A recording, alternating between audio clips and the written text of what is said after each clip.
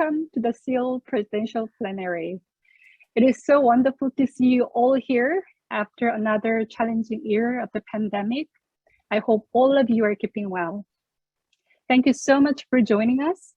As Tan has mentioned, this session is being recorded. If you have any technical issues, please address them in the chat. Our chat moderator, Babina Rocha, will respond to you. The theme of today's plenary is the path forward, the new post-pandemic normal. This theme is within our overarching CEAL theme for 2020 to 2022, beyond the traditional. Over the last 2 years, institutions in higher education, including academic and research libraries, have gone through tremendous transitions and have continually adjusted library services to cope with the COVID-19 global pandemic.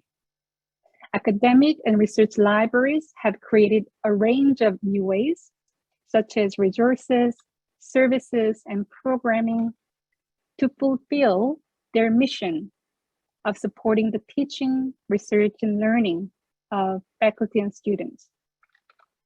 While area studies libraries, including East Asian studies libraries, have experienced many difficulties in collection development, access, and equity during the pandemic.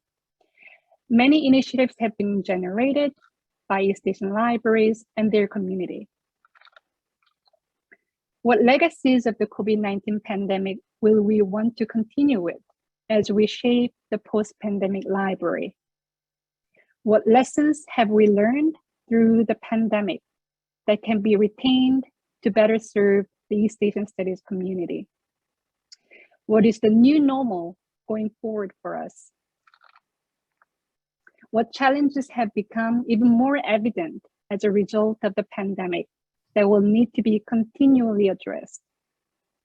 What new possibilities or pragmatic approaches are there for East Asian libraries? This session will allow the CEAL community to explore and foster new ways of working among libraries and their professional associations, organizations, and institutions. In this session, we are featuring 4 presentations by illuminating keynote speakers, followed by a panel discussion. Each keynote speaker will speak for about 20 minutes.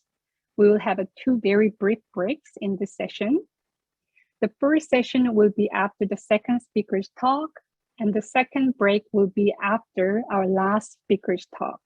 Then we will resume our session for a panel discussion and a Q&A with the speakers for about 30 minutes or so. So please hold your question until the panel discussions and the Q&A time. Now, I'd like to introduce our wonderful keynote speakers. The first 2 keynote speakers are from the large academic and research libraries. Our first keynote speaker who will be speaking to us is Dr. Adrian Lim. Adrian is the Dean of Libraries at the University of Maryland, College Park. Before joining the University of Maryland in late 2019, Adrian was Dean of Libraries and Philip H. Knight Chair at the University of Oregon. In her early career, she served for many years as the head of digital library services at Wayne State University and the systems librarian and head of database management for the Detroit Area Library Network. She has published numerous articles and book chapters and given presentations about managerial leadership, intellectual freedom, diversity, and other topics at the international, national, and state levels, and has been active in the American Library Association, the Association of College and Research Libraries, and the Association of Research Libraries. She currently serves on the boards of the Center for Research Libraries and the Academic Preservation Trust, and is now Vice Chair of the University System of Maryland and Affiliated Institutions Consortium.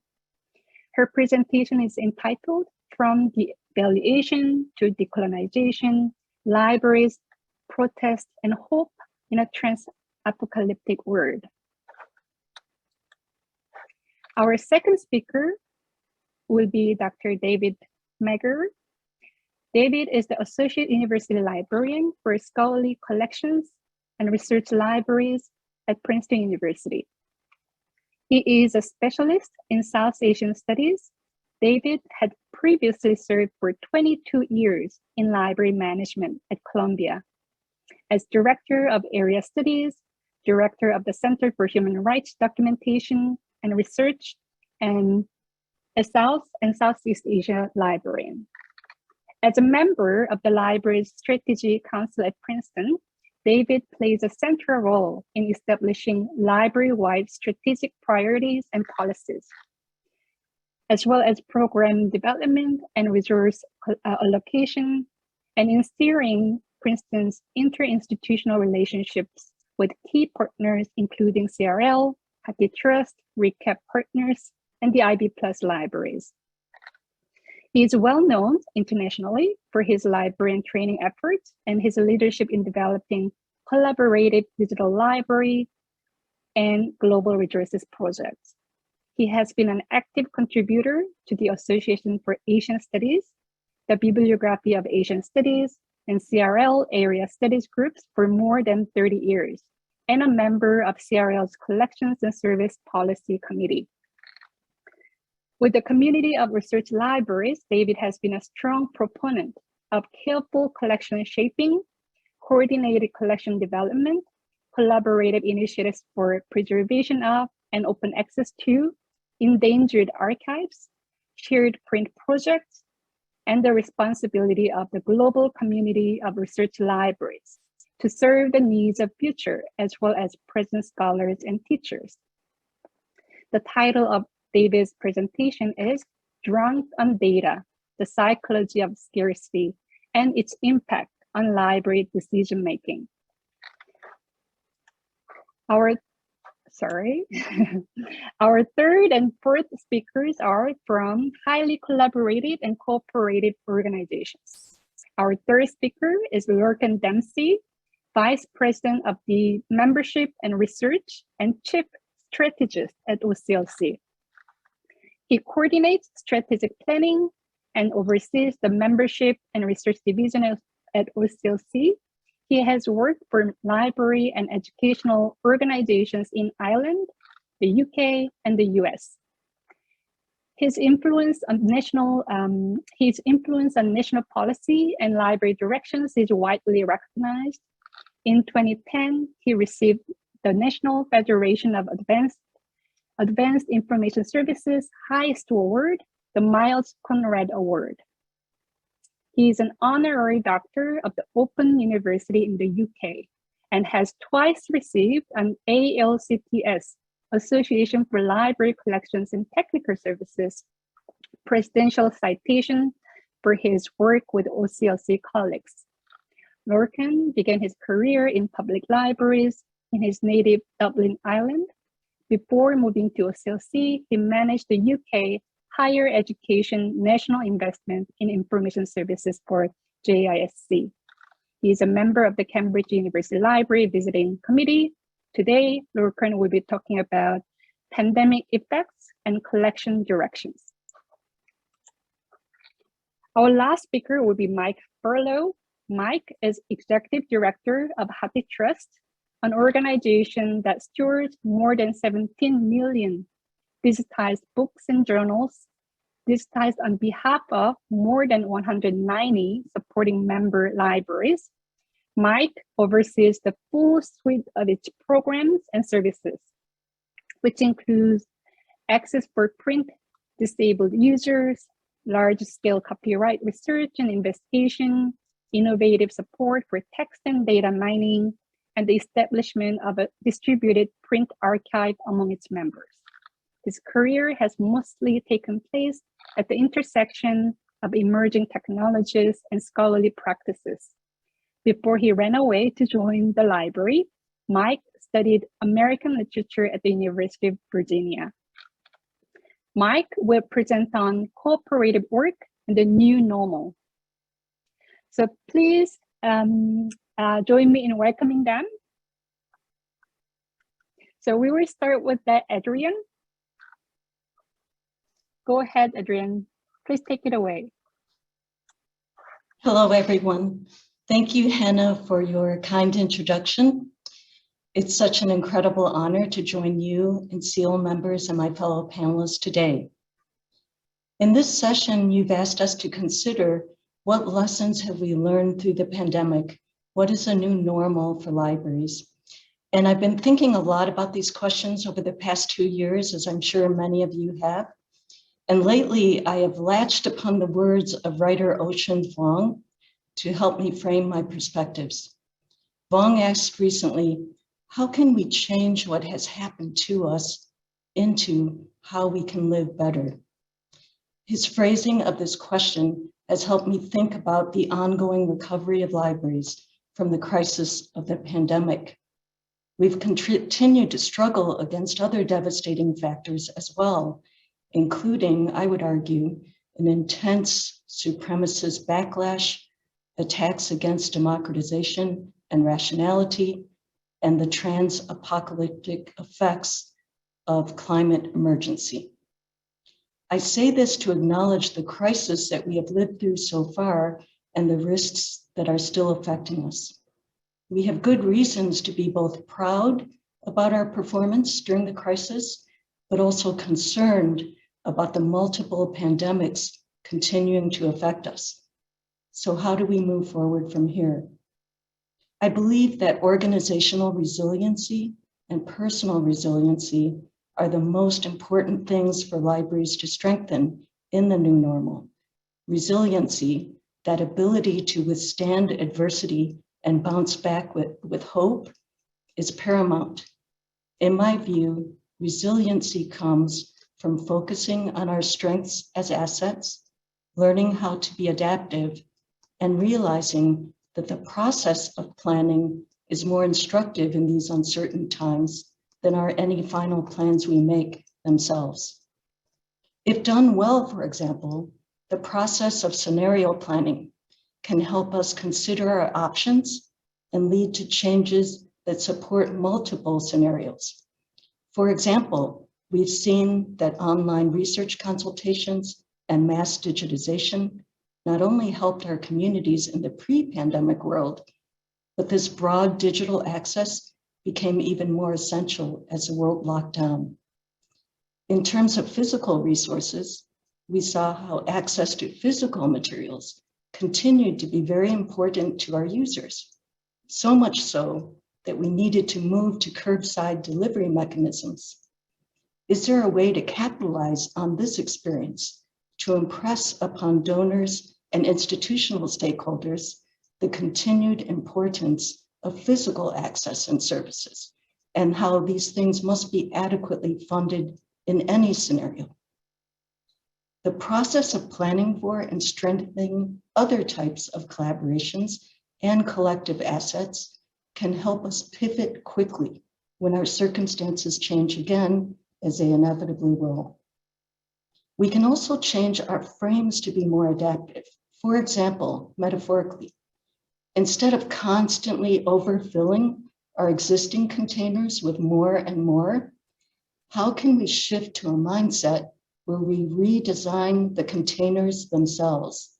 And by this, I mean, we have to redesign our libraries to be more equitable and more effective from the ground floor up, realigning our portfolios to reflect changing institutional priorities, and scaling up our collective action to accelerate the changes we wish to see in the world.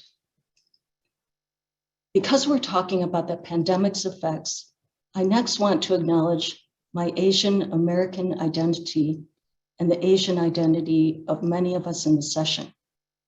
We who are of Asian descent and work in North American libraries also live in a broader society where we have seen a terrible increase in anti-Asian hate and violence. We cannot help but be affected, I think, especially when we also work with scholars and communities that feel more at threat and racially profiled.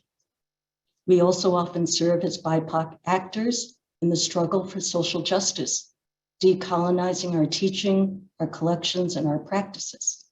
This engagement in the struggle means that we may experience systemic racism and backlash in a way that can be even more personally stressful during this troubling time. For these and many other reasons, I think we need to be more empathetic and compassionate toward ourselves and our colleagues. Broadly speaking, we also need to consider more flexible models of work to facilitate wellness, to increase our employee support and training, and the nurturing of new leaders. And we need to redesign jobs to achieve better work-life balance. Well before the pandemic began, there were many other societal changes that affected all of us adversely. These societal shifts included a decline in investment in the public sector, a devaluation of the humanities and social sciences as less relevant and useful in an economic sense, an overvaluation of competitive ranking systems for universities, where metrics about the libraries are almost always missing, and an inaccurate belief by some that the latest digital technologies would one day soon make libraries obsolete. These long-term trends obviously have affected our libraries. If one checks the library literature, one finds that we have, since the 1980s, been lamenting, how can we do more with less? I think that in addition to becoming more resilient and adaptive internally, we must do better at countering the external forces that affect our abilities to serve our communities well. In other words, we must address not only the symptoms of any decline in investment and support, but must try to address the deep-rooted causes of the symptoms more effectively. For instance, can we persuade more people to care about and fund the public sector adequately and to support its shared community platforms called libraries? Can we do more to show people the value of humanistic research and work and reinforce the critical role that libraries play in that journey? Can we make sure that the value of libraries is represented in metrics that matter, including university ranking systems, accreditation standards, and more? I think we can do all of these things, but it will take much more awareness and action in regard to the way these forces have had an impact on all of us in our interdependent society, and more willingness for us in libraries to see ourselves as political and social agents of change. It's in this extremely challenging context that I bring forward a proposal for your consideration. I believe that as we scale up our collaborative efforts, it may help us to analyze our work through a social movement lens, one that can both inform and enhance our practices in the new normal. I was a community and political activist in my 20s and 30s, and I learned through those experiences the many important things that can be accomplished by co-creating a collective vision, pooling resources, and building alliances. I also learned that a movement can be weakened by the lack of focus and strategies, by achieving episodic short-term gains versus planning for the long haul, failing to nurture leaders, and failure to expand one's base of supporters. We have many remarkable colleagues in libraries who are already protesting against inequitable systems, working on building more inclusive libraries, decolonizing collections, and more. But what if we analyze this library work through a broader social movement model? Would applying this model, one built on extensive research, allow us to emulate social movements more intentionally, help us to adjust our strategies, identify gaps, and leverage our strengths more effectively? In my study of social movements, I found that the research of Dr. Manuel Pastor, a professor of sociology at the University of Southern California, provides a succinct, easy to understand model of social movements that I believe can be used in libraries to inform our collective work, even if that model is not a perfect fit. Pasteur defines social movements as, quote, sustained groupings that develop a frame, a narrative, a story about where we need to head in the future and begin to build a broad base that helps to create long-term transformations in power, end quote. This definition resonated with me, and I hope for you too, when I think that our broad base must include more than pockets within our local constituencies. For those of us in university systems and consortia, I believe it means building coalitions of institutions and organizations, presidents, provosts, national academies, faculties, scholarly societies, advisors, government affairs officers, and more. It also resonates when I think that the phrase transformations in power could, for libraries, be applied to a shifting away from the power of commercial for-profit interests and shifting toward larger scale programs and shared infrastructure for our communities. In our case, transformations of power can be understood as the increased ability to change outcomes and influence people and systems. We in libraries would do well, I think, to work toward having more of this collective power in the realms of public policy, academic policies and standards, publishing, licensing models, and more. Based on their research, Dr. Pasteur and his team identified 10 key elements of effective social movements. I'm proposing that these key elements and other social movement analysis can be used to critique and inform our strategies. I won't have time to expound on many of these elements today, but I would like to highlight a few to test the concept. 1, vision and frame. Vision sets a goal, frame sets a debate. How are the interests of our constituents met? I found through my time as an administrator that even with our beautifully crafted local vision statements, some of our constituents are still uncertain about how our various library programs make sense together. For example, I've heard this said to me, why are brick and mortar libraries and physical materials still relevant in the digital age? If some of our constituents, especially those who allocate budgets, don't understand how our collective efforts are relevant, then we need to strengthen our efforts to help build a broader base of our constituents to see how their interests are being met by our work. 2, authentic base in key constituencies. The membership base is engaged or organized to engage. For this element, I'll point to the effective example of the University of California system's move recently toward transformative read and publish agreements. No matter how one feels about transformative agreements, the University of California worked for over 3 years on engaging their key constituencies and building an authentic base to support them in their negotiations with Elsevier to prepare for the prospect of having to walk away from the table, which ultimately gave them more bargaining power. They not only worked together with libraries in the system, but made sure to build their base of support all the way from their system president to their academic senate to faculty champions and beyond. Are we replicating the same strategy to achieve other changes that we want to see in terms of pro-library changes within our society and our institutions? 3, and this is the last one I'll have time for today, recognition of the need to scale and a strategy for scaling up. Dr. Pasteur said, a misconception is that movements are built around grassroots organizations. Big problems need organizations that can move at scale. There's a saying that the old way of organizing was building empires. The new way of organizing is building ecosystems of organizations that make change together, end quote.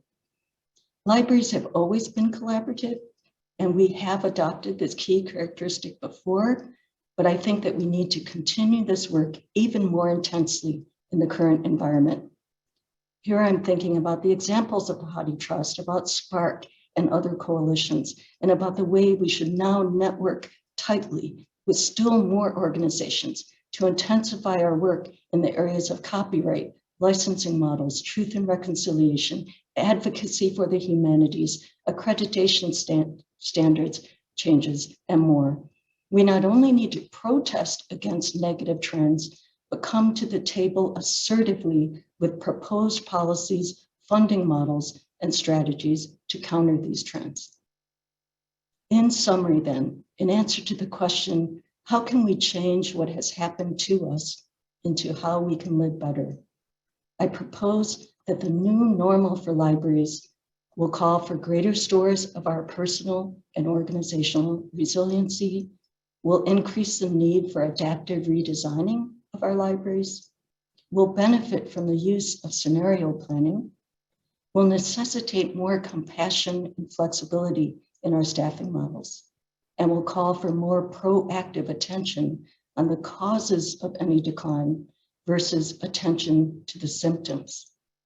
I'm also proposing that our unique position in the Academy, the work we do in fostering civic engagement, and our stated professional values of openness, equity, intellectual freedom, democratization, align us with other social movements and our collective desire for positive social change.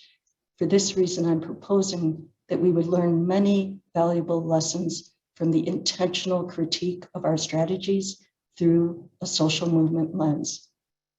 The effects of the pandemic have demonstrated the need for all of us in libraries to continue our work in fostering cross-cultural understanding and knowledge.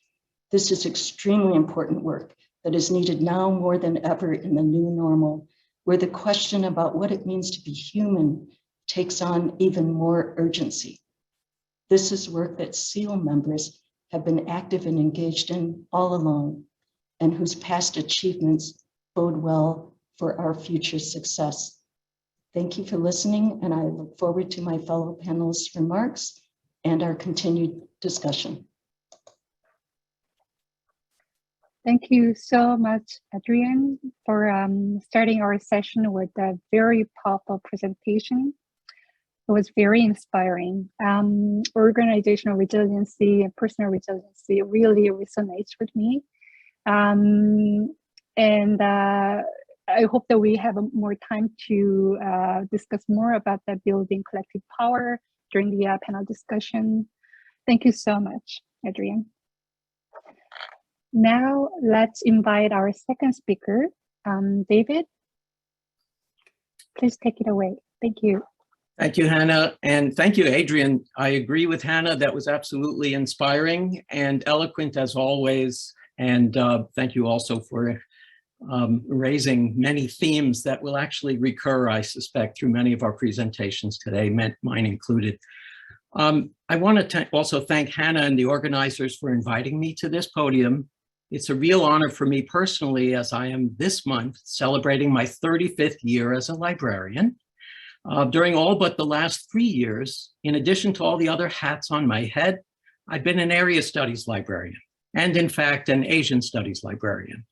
Although my business card no longer mentions area studies or Asia, those who know me best know that this field is secretly still closest to my librarian's heart. And so it is great to be with you at CEAL again. The theme for this plenary is the new post-pandemic normal. While post-pandemic is very particular to this historic moment, although it might be a little bit premature, the meme of the new normal is quite familiar. In fact, in my observation, as in Adrian's, the urgency of adapting to change and the new normal has been central to the library discourse for at least the last 35 years, and probably a lot longer.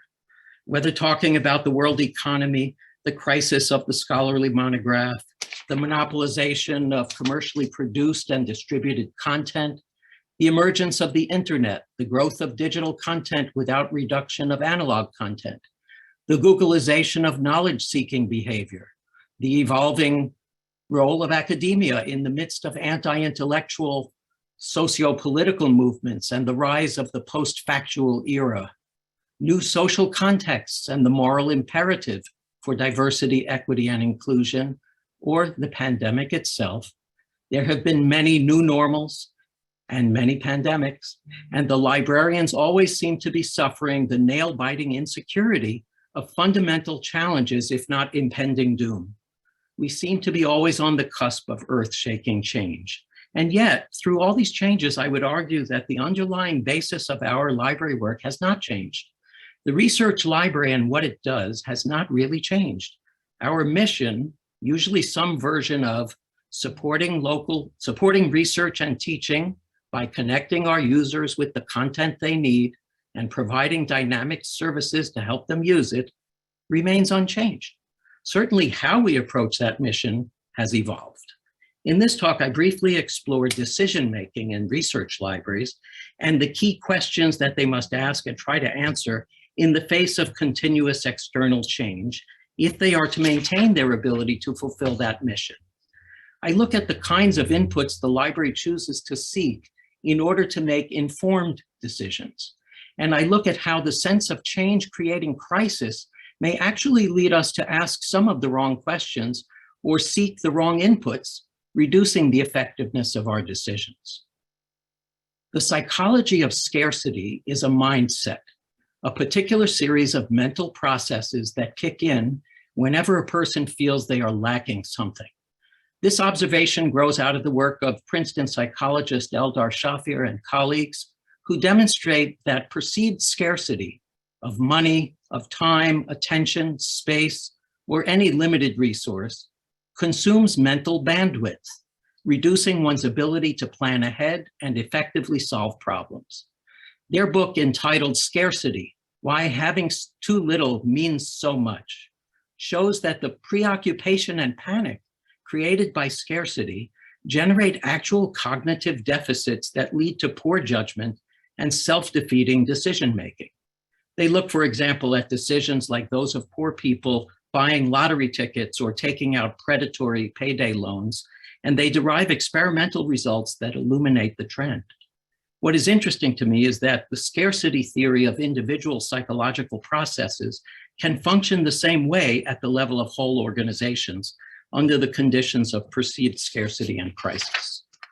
Let's see if or how scarcity theory might apply to decision-making in research libraries, and whether scarcity and crises have hindered our successes in meeting our mission. I'll repeat the typical formulation of the mission again: supporting research and teaching by connecting our users with the content they need and providing dynamic services to help them use it. I'll focus now on two key terms from this mission: providing dynamic services and connecting our users with the content they need. The pandemic presents the clearest case for the claim that research libraries are able to rise to the challenge of a crisis with agility and creativity in provision of dynamic services to users. When we went under lockdown, we quickly learned how to be present for our users, providing remote assistance, reference, research consultations, and bibliographic instruction via Zoom. We maximized the effectiveness of our digital content, for example, via the HathiTrust Emergency Temporary Access Service, when we couldn't get to our print collections. And when we were able to get some staff back into the stacks, even when we could not open the doors to our users, many of us redirected staff time to create novel services of physical access for our patrons, such as book pickup and delivery. And as our faculty were forced to engage in remote teaching, we supported their courses by investing human and material resources in greatly expanded e-reserves. We have deployed new cameras and techniques into our special collections to enable teaching with objects in the context of remote learning. And we found ways to support individual research through increased on-demand digitization from our stacks, including even whole book digitization, in some cases, even for in-copyright works, as the community of research libraries explores the far-reaching possibilities of controlled digital lending. I think it is reasonable to conclude that with regard to dynamic services, in response to the crisis, we did not succumb to the tunnel vision of the psychology of scarcity, as we found new ways of working to provide dynamic services. And clearly, we learned a lot from that experience and are exploring ways to deploy some of those lessons even as the crisis begins to ebb. This agility gives hope that research libraries will be able to sustainably address their role in service provision as they encounter future crises and scarcity. Now let's look at decision-making in support of another component of the mission, connecting our users with the content they need. Here, to assess our ability to sustainably overcome the tunnel vision induced by the psychology of scarcity, we need to unpack our often unspoken assumptions about the answers to two key questions. Who are our users, and what content do they need? As all of us interdisciplinary area studies people have always known, perhaps better than our discipline-based counterparts, the task of identifying our users is not always straightforward. For example, constituencies for content from and about East Asia may be found in every corner and every discipline at the university and are rarely limited to one department where they can easily be found.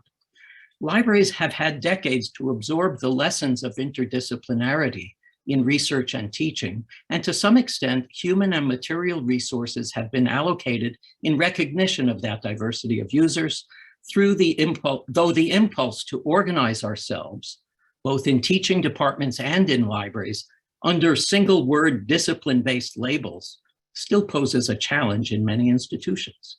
Just look at any university's website and you will find many departments and associated librarian positions organized by discipline, while interdisciplinary fields of work like area studies, gender, and others are typically only centers or programs, not departments. In some sense, these concerns, which are central to the intellectual work of the people engaged in them, are taken as secondary or afterthoughts by the institutions and are too often represented as add-ons to the business cards of subject librarians. But if we want to look at sustainable responses to crises and scarcity, the challenges of interdisciplinarity of our users pales in comparison to the question of what content do they need? The problem here is that we're speaking of research libraries, libraries that must enable research now and into the future. Of course, this requires that we seek to understand the nature of current research. Our users are pushing boundaries with the kinds of content they need and the new kinds of things they're doing with it. Digital scholarship, text as data, satellite images, remote sensing data, and so many new research methodologies applied to new kinds of content. These all require novel approaches to the library's mission with regard to content. And there is no reason to think that innovation in research, and therefore the widening of content boundaries, is ever going to stop. But if we define our users only as the students, faculty, and staff we have before us now, the research and teaching they are doing now, is it reasonable to just assume that we will be able to provide needed content to our users in the future? This is where I fear the psychology of scarcity may be leading us to ask the wrong questions and therefore make some short-sighted decisions. It is the context of scarcity that has led many libraries, and indeed universities, to push the mandate for data-driven decision-making. The idea that decisions and investments to pursue are those that are justified by data has spread widely and rapidly, particularly in the context of cutbacks and scarcity. Witness the number of places that have recently created new positions for assessment librarians.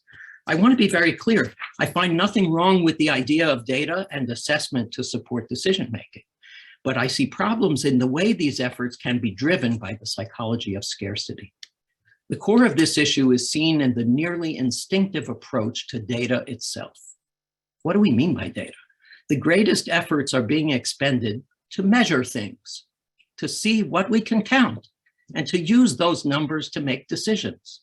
Again, I don't deny the value of quantitative data, but if scarcity leads to a rush to produce quantitative data at the expense of the much more challenging and subtle need for qualitative inputs for our judgments and decisions and prioritization, we will certainly shortchange the sustainability of our mission for the future.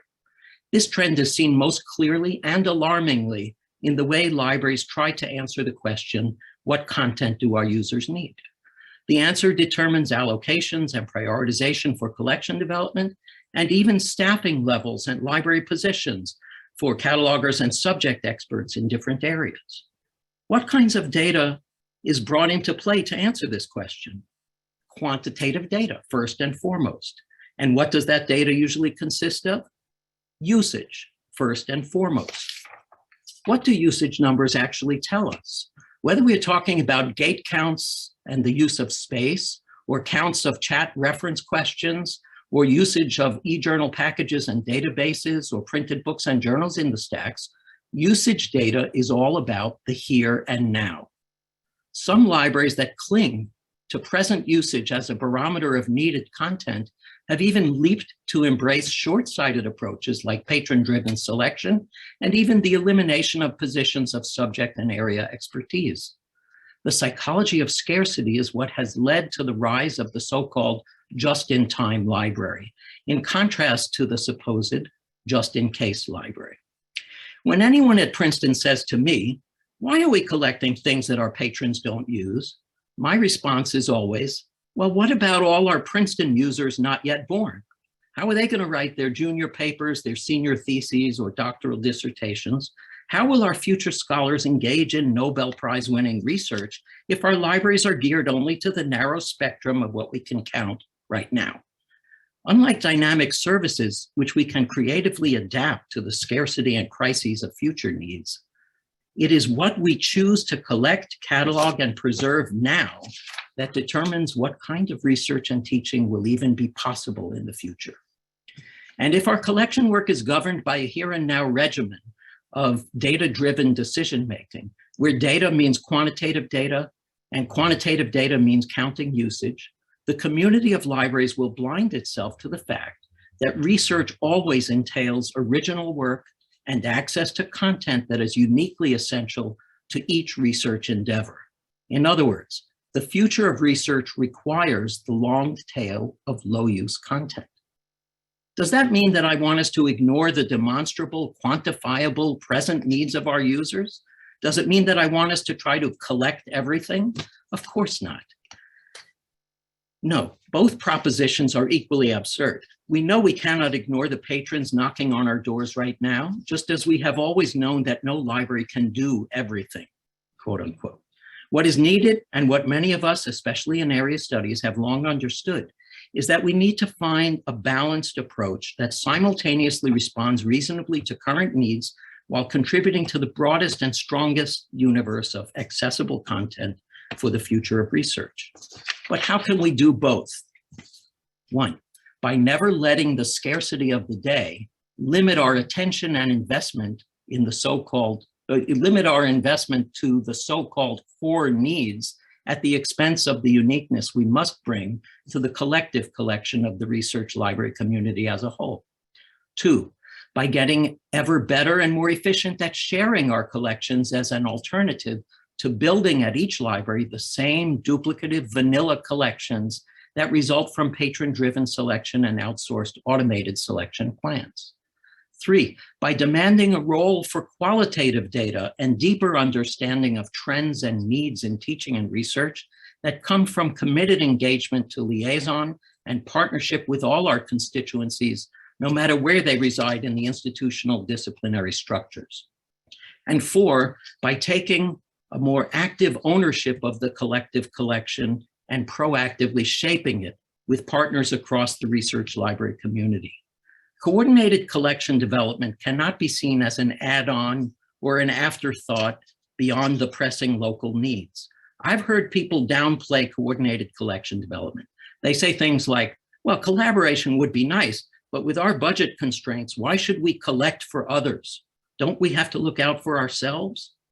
If libraries begin to conduct cost-benefit analysis of their engagement in partnerships and collaborations, where the costs are quantitative in the here and now, but the benefits are qualitative and largely realized in the future, this is precisely the psychology of scarcity at play, making short-term panic-driven decisions that fly in the face of enlightened self-interest.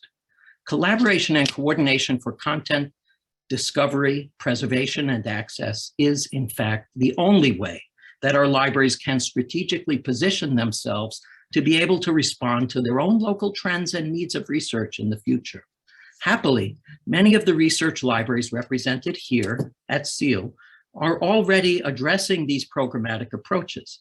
They continue to invest in the historic collection strengths that take them well beyond core needs.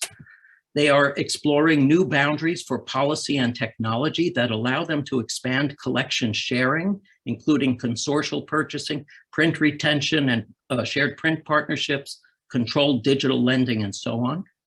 Going beyond the traditional role of the library reacting to expressed needs, they are highlighting the proactive role of subject librarians as colleagues with their scholars, with joint teaching, collaborative grant projects, and helping to shape the direction of research itself. And leveraging the values of structures for broader collaborative discovery and collection sharing to power the user experience, they are enacting more ambitious modes of coordinated collection shaping, working towards definitions of appropriate levels of strategic duplication in lieu of the massive accidental duplication that results from tunnel vision focused only on current local needs. The concept I've outlined here are not new, but perhaps the pandemic has helped us to see more clearly the differences between agility in the sphere of dynamic services on one hand, and the unexplored assumptions that scarcity can induce in our decision-making with regard to what our users need on the other. Thank you. Thank you so much for the thought-provoking and stimulating presentation, David. I think I must repeat your presentation title, Drunken Data, the Psychology of Scarcity and its Impact on Library Decision-Making. I think that really sums up so well of your talk. And I think you might have a lot of phone calls from our librarians and maybe inviting you to their libraries and talk to their administrators. So thank you so much for that.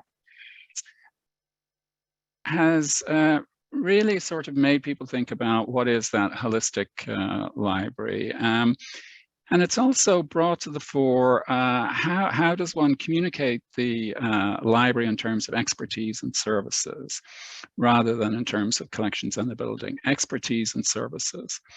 A second area is really an alignment with community needs, a refocusing on community needs and institutional strategy, supporting open educational resources, supporting online learning, thinking about the ways in which the institution as a whole is moving in this direction. And then very importantly, and emphasized already, this real emergence and refocusing on equity and empathy, thinking about the library as a careful organization. And Adrian spoke about this. I just wanted to say very quickly, given our involvement in the Realm project, which has been looking at the virus, mitigation strategies and so on, and then pivoting to think about living through the pandemic more generally.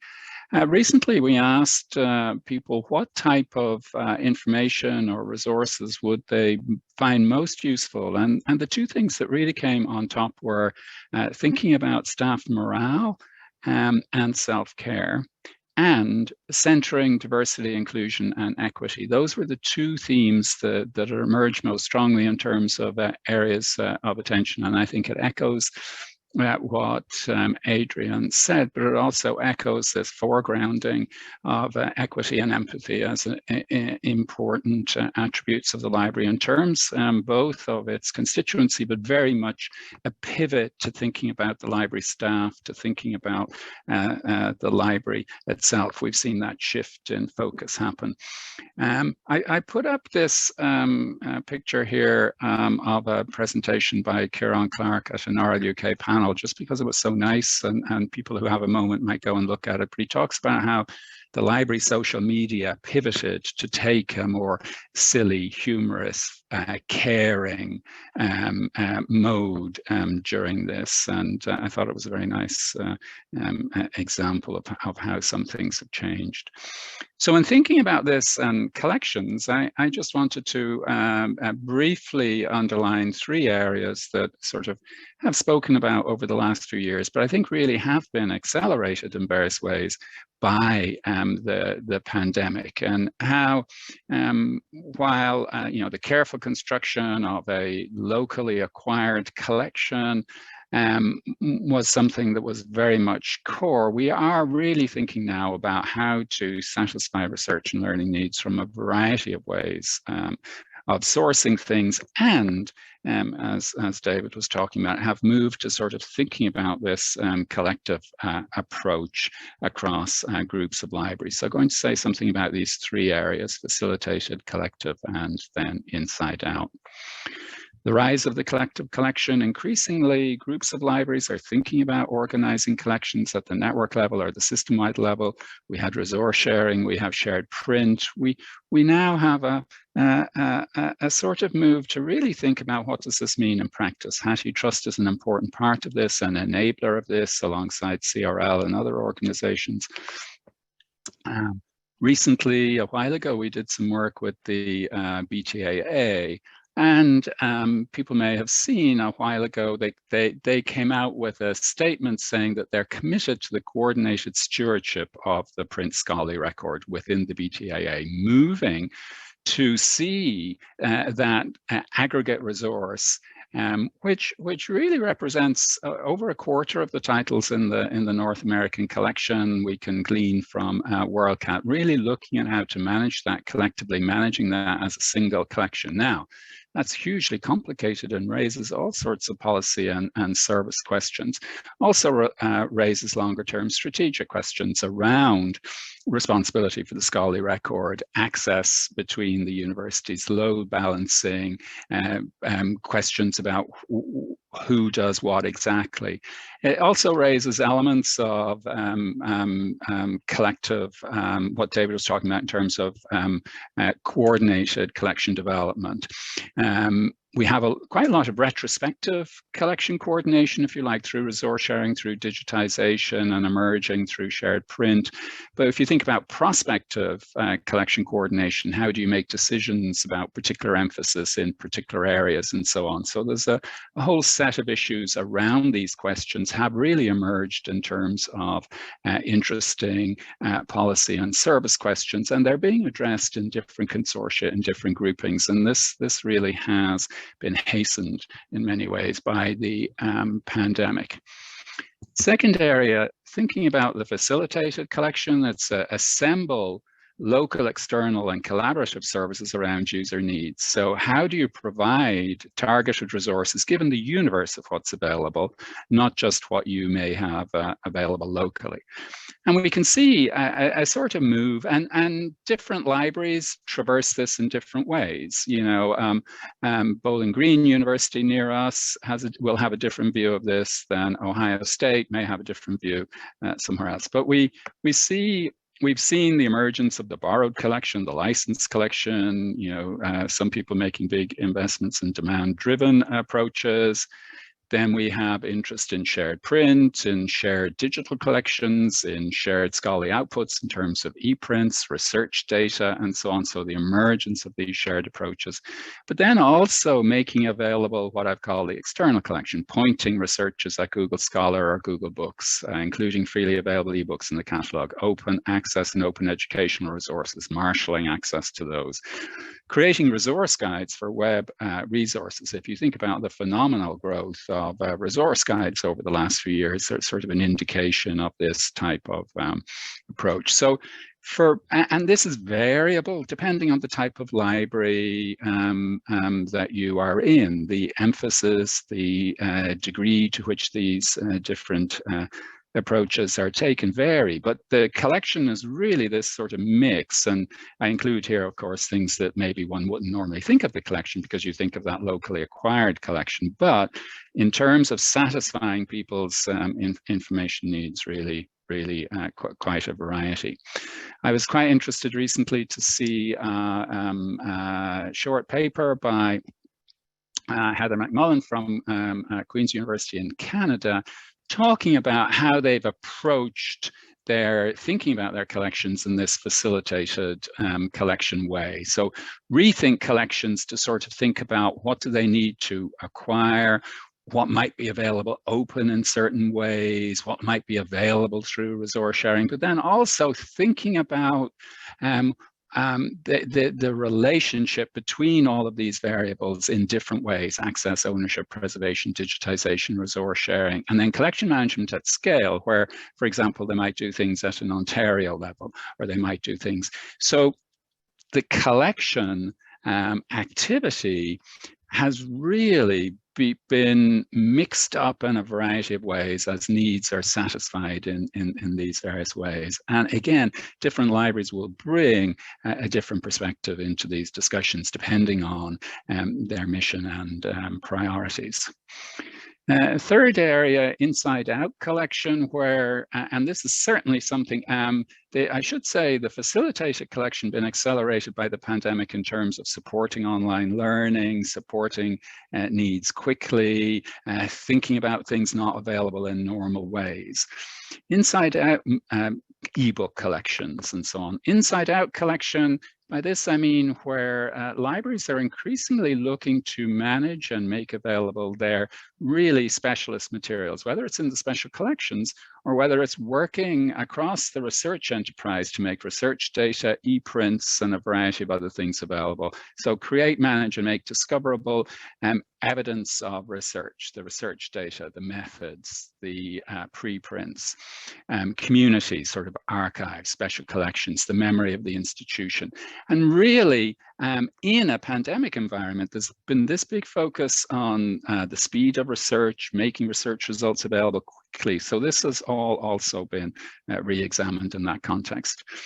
This is from the website in Purdue. Now, I didn't check. I hope it's still the way the website in Purdue shows, but I thought it was a really nice view of inside out collections sort of together. So you have a variety of sort of specialist digitized papers or digital creations along the top. And then along the bottom, you have a diamond access journal, you have digital archival collections, special collections, you have research data, and you have open access publications, the institutional repository. So I thought they bring together in really quite a nice way a variety of things that they're curating and managing locally, and then disclosing or sharing with the world more broadly. Now, this is clearly a campus-wide activity. You have a big interest in research data and research information, in analytics, in ORCID adoption across the institution, and it's very much a partnership activity. One of the things I think that has emerged in the pandemic is that thinking about workflow, thinking about these types of support is a way of engaging with the researchers that you might not see, and that's one of the big issues, engaging in this pandemic environment with people who you may not be meeting in other contexts. So those are three broad areas. In addition, I think we can see two areas that have maybe been given a greater lift. The first is thinking about optimized, data-driven, acknowledging the caveats that David introduced, and really thinking about there's a variety of trade-offs here. If I want to optimize for open, does that mean I don't do something else? If I want to optimize for diversity, if I want to optimize for accessibility, for immediate availability within online learning, does that mean I don't go for so much open? There's a range of trade-offs and discussions to make here, but really feeling how do you think about optimizing against the criteria that you choose. And the second one, then I think we're seeing this big focus on pluralizing, diversifying collections, repairing collections to respect really the communities of interest that are represented or reflected or are using those collections.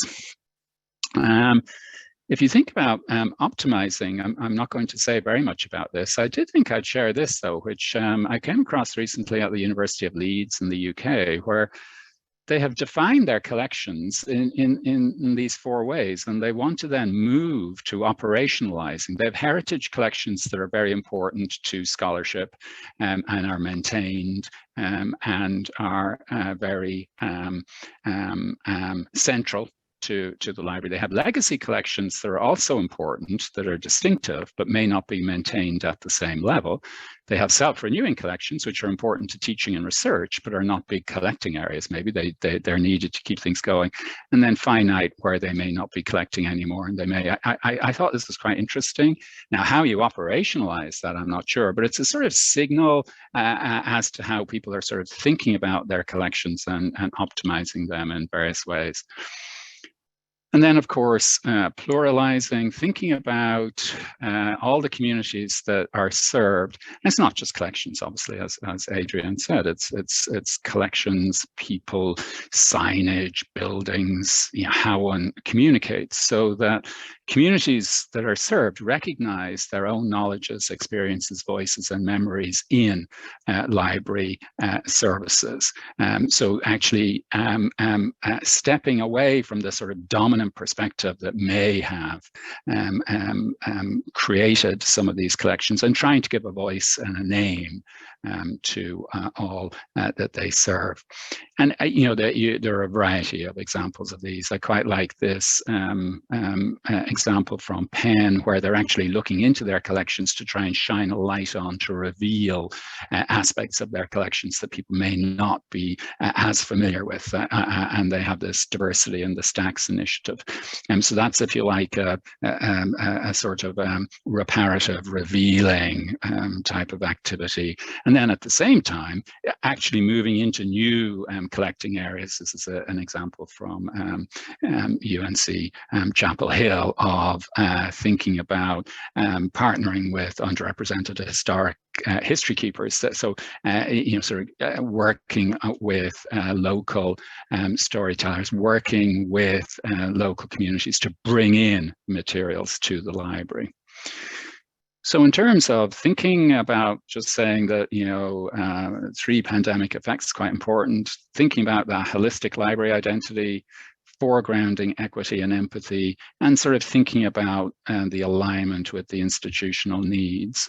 And then in that context, really sort of seeing quite a lot of activity around these, thinking about collective collections, thinking about inside out facilitated, but then also this focus on, re-examining what we have, is it the right stuff, and this focus on pluralization, reparative, diversifying work going forward. So thank you very much. Thank you, Lorcan, for sharing very interesting strategies or models that our community can explore further. Collective collections, the facilitated collection, and inside-out collections, they're all great suggestions. Thank you, Lorcan, again, for a very enlightening and fascinating presentation. Yeah, lots of food for thought. Now, I'd like to turn the floor over to our last speaker, Mike. Mike, all yours.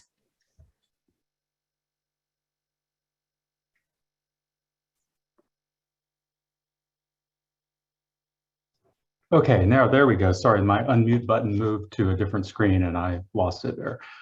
So thanks very much for having me here. I want to really express my appreciation to those of you who are attending this, and especially to those 3 folks who just preceded me, Adrian, David, and Lorcan. In some ways, I deeply appreciate the optimism and the positivity that came through in a lot of those talks, and I'm afraid I might end us on a downer, but I'll do my best in the conversation later to kind of pick it back up. What I am going to do with us today is talk about cooperative work and the new post-pandemic normal. That's something that we're all addressing here as part of this program. I'm going to try to do this from my perspective as Executive Director of HathiTrust. I'm going to try to speculate a little about what the future holds, and not as a futurist, but simply, what I see, what I think about, what I worry about, frankly, as we work together on preservation, access, and collection management. I'll do a little bit of a song and dance on things that we are working on and that we have been working on during the pandemic. And then I want to talk about some pressures that can impact collective work and ways that I think will become more important for us, or issues that I think will become more important for us to focus on through cooperative and collaborative work. So let me start first by talking a little bit about some things that we learned during the pandemic. 2 years ago, right about this time, my team and I were working on one thing and one thing only. We were working on implementing a service that would provide access to materials in HathiTrust to those libraries that had closed or were closing due to the pandemic. This is what many of you know as Emergency Temporary Access Services, or ETAS. This was a way that we could find a way to support continuity of access to collections in emergency situations. So if a collection couldn't be accessed because of some situation like a global pandemic, for instance, we would provide access to those materials that your library held in its collection that could also be found in HathiTrust. There were, at this time, 2 years ago, maybe 10, almost 11 million volumes in HathiTrust that were in copyright, that were licensed by rights holders and not normally readable. So this was a major and sudden shift for us to implement. And I wanted to dwell on this because I think it reinforced for me three things that we knew before, but which became much more, I think, visible and powerful for us. And one of them is that what you might call the legacy collection really still matters a lot. That is, the material that was in your buildings that people can get access to was what they most desperately seem to need at various moments, right? No matter how important digital material is for new and for recent research, the print record matters for our students and our researchers. And in a world of facilitated collections, for many users, this stuff is still the key thing, or it will be for, as David suggested, for other users in the future. And because this collection, these resources continue to matter so much, the collective preservation work that we have been doing over the last couple of decades has mattered a lot and has paid off. We would not have been able to do emergency access if libraries had not been digitizing and working together to create something called HathiTrust over the last couple of decades. And this was truly a case for me where the resources of a few were clearly available and served many, many institutions. There are 60 institutions that have contributed materials to HathiTrust. And at one time or another, there were over 190 campuses using emergency access services. But then the third thing that became very clear early on in this pandemic was a reminder that digital access to the past record of scholarship is fragmented and it's incomplete. In other words, not everything is scanned, right? The overlap that libraries have with HathiTrust was only partial. It's not a program, we just haven't gotten there anywhere close to being comprehensive at this point. Libraries that were using emergency access services had to find a way to get materials in their stacks to their users. And when we started, we thought, hey, this is going to be a 2-month project. We'll be done with this over the summer. And we did not imagine all the different ways that libraries would have to improvise collection services, including drive-through or pickup, in order to also provide access to physical materials while also maintaining digital access through ETAS. Now, this issue of overlap or lack thereof is highly variable by library. If you look at the rates of overlap between the average HathiTrust library, if there is such a thing, and HathiTrust itself, on average, we see about a 46% rate of overlap with these materials. That's across, on average. In practice, it varies from around 23% to almost 59, or just over 59%. And this likely means then that for specific areas of study, access to materials via HathiTrust may have not been as useful. It may have been severely limited. It's great, perhaps, if you're an historian, probably less useful if you studied law, for example. And this is a familiar chart that we often show.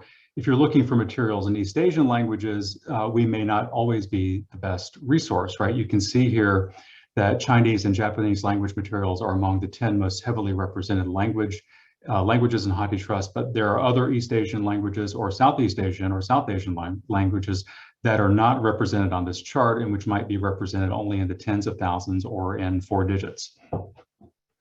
So why does our collection have these strengths and weaknesses? Why is it spotty in these ways? Why is overlap not comprehensive?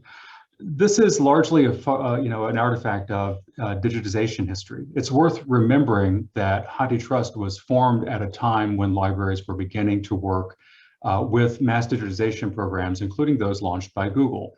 And if you look at the HathiTrust collection today, it is still the case that 95% of it was scanned or is still being scanned by Google in partnership with libraries, and a much smaller proportion of the collection was actually digitized at the local level, at the institutional level, by the library out of a particular mode of choice. The digitization strategy that Google pursued, I would not characterize as strongly curated. I would characterize it as more like the vacuum cleaner, right? The goal was to get as much material as quickly as possible into Google Books, and the libraries that were working with them made their collections available in the best ways that they could. Google's focus was on scale, on working with large libraries, getting as much as possible, then working with next smaller libraries and getting as much as possible, and so on and so on. So this favored certain kinds of institutions. It favored very large research libraries with long histories of collecting practices.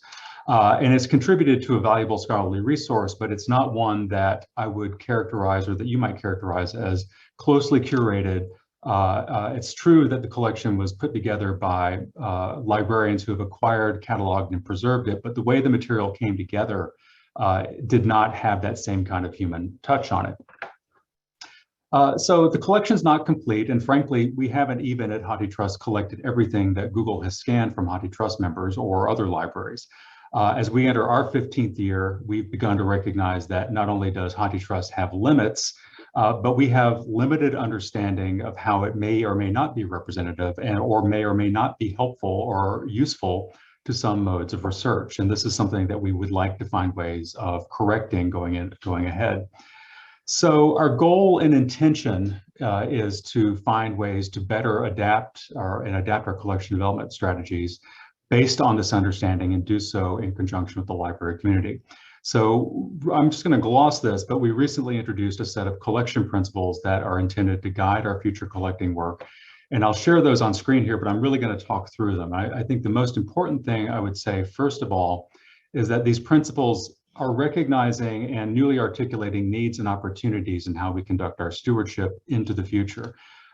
As we have already talked about this afternoon, there's a renewed emphasis on equity and on care within libraries, and this is influencing our approach to this, right? We want to orient our collections work towards equity, towards wider representation, and towards resilience in response to changing circumstances.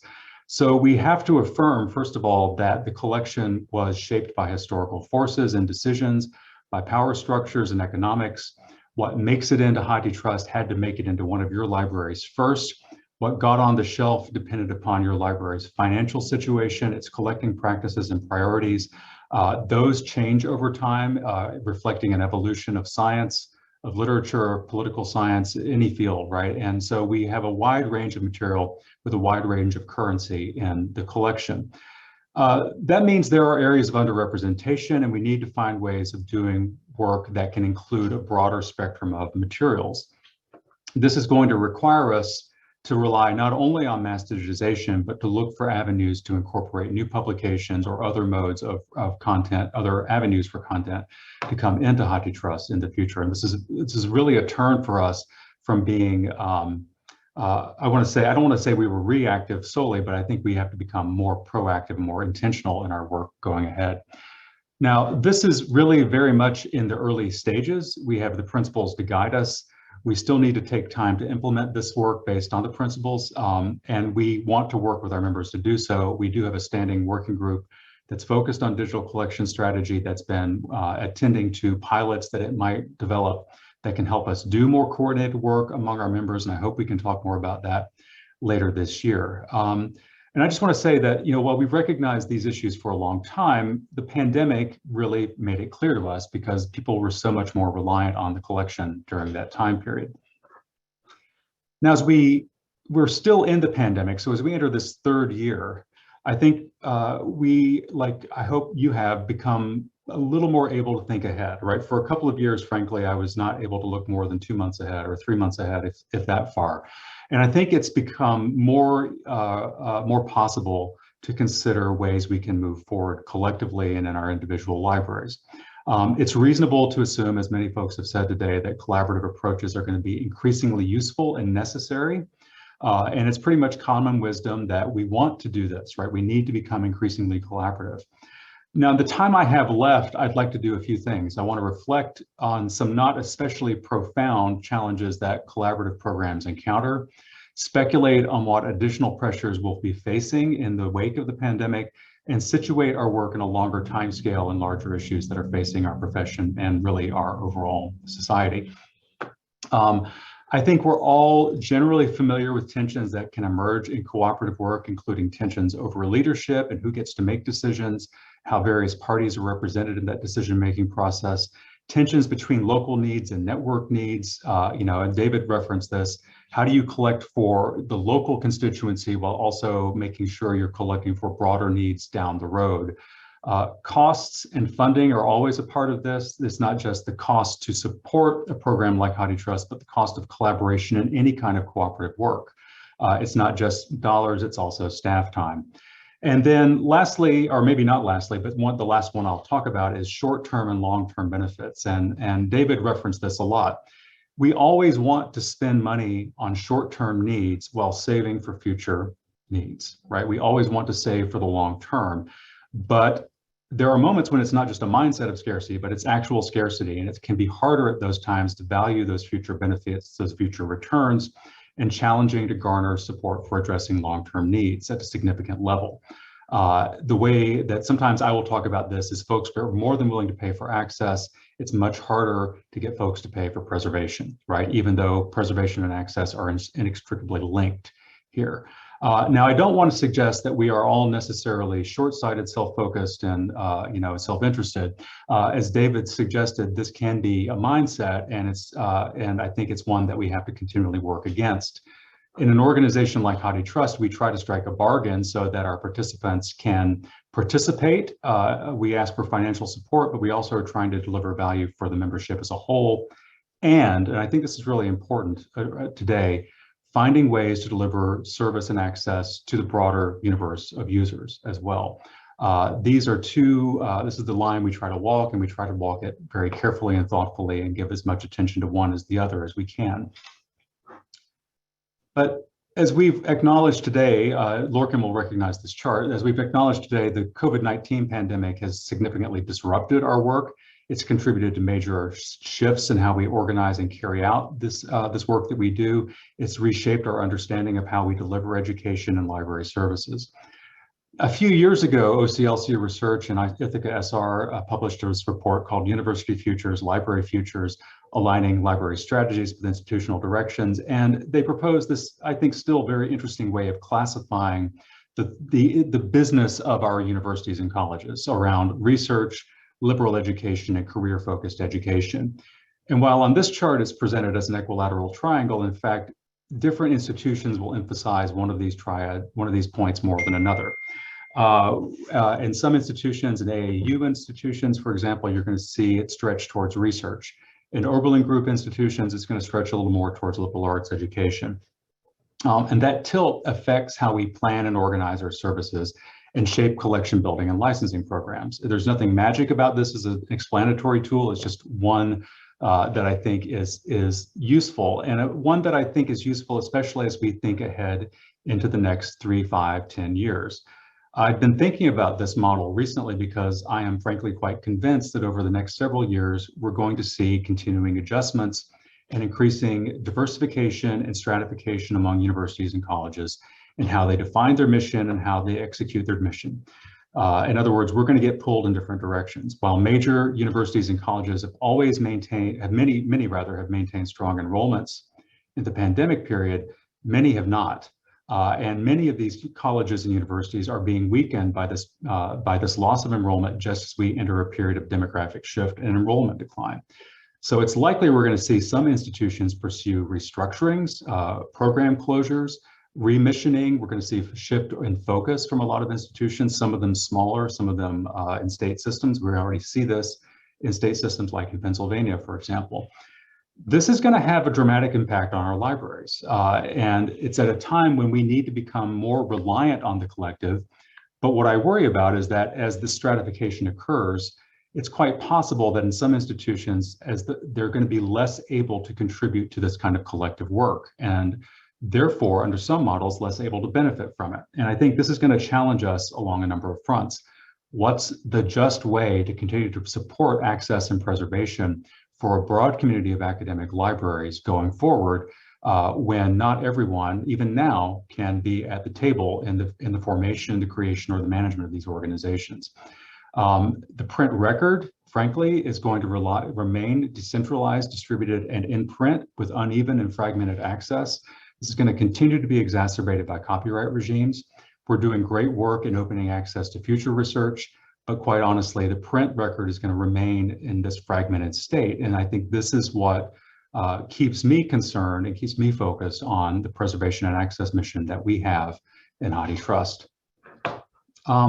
So as I bring this to a close, I want to make one or two more points.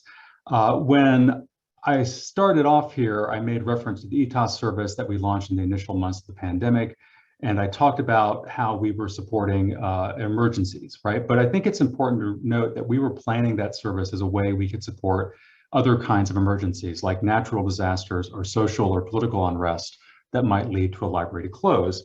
And in fact, we have offered this service to libraries that have faced hurricanes or fires or other kinds of activities.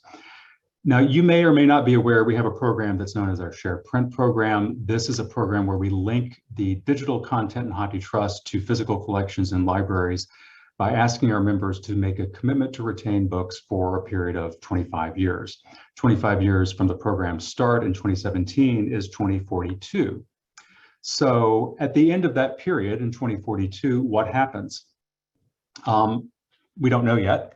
I have often joked that we pick these long terms of print retention because that's enough time to give some of us time to retire and not have to be around to worry about what to do next. And that's kind of a flip response, but there is, without indicting myself, I want to say there's an element of truth in that, because it's very hard for us to think in these kinds of timescales, right? It's hard to make a plan for 3 years, much less next year, much less 20, 25 years.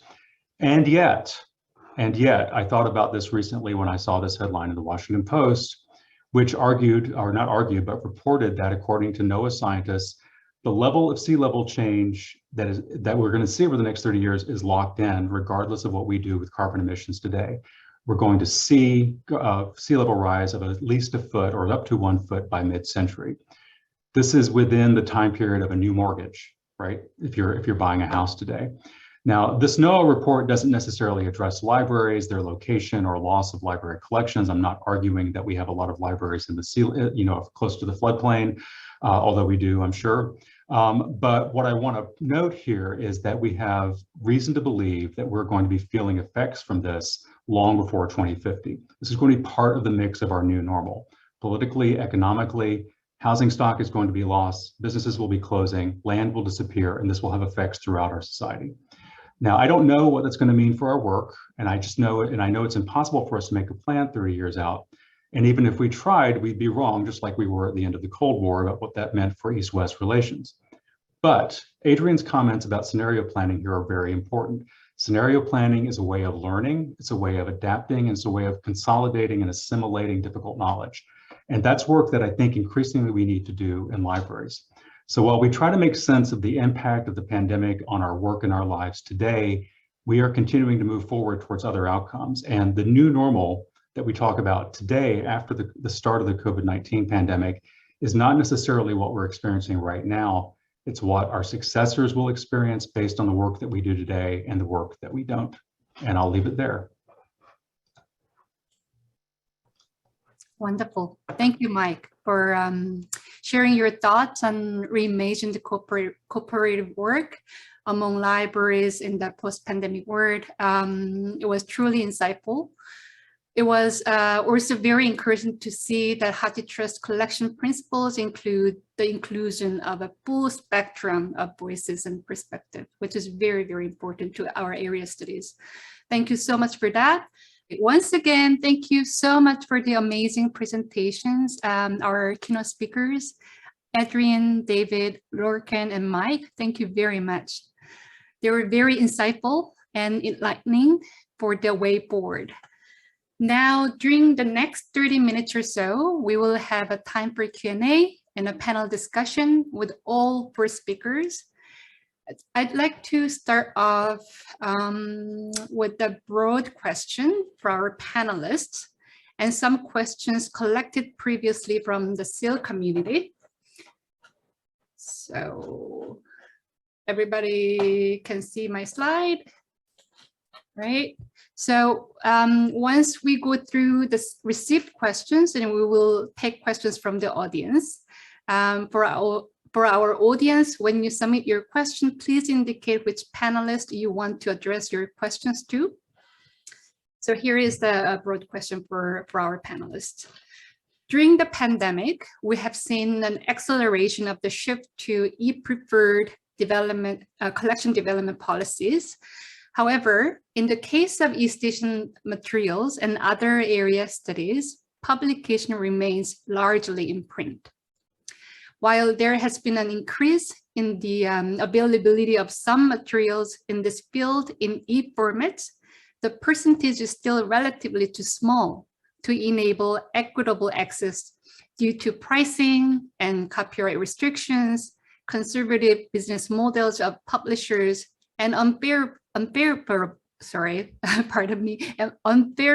terms of licensing often make such resources difficult to use in North America. This has been one of the major challenges for e-station collections in trying to meet faculty and students' needs during the library closures amid the pandemic. In addition to these challenges, it is foreseen that having to deal with diminishing staff members, language and subject expertise, and inadequate budget will likely continue during the post-pandemic era. Although you have somewhat touched upon this in your talk, from your perspective, what pragmatic approaches would you offer the CEAL community? So let's go with whomever wants to respond to the question. David? Yeah, a couple of reactions to this.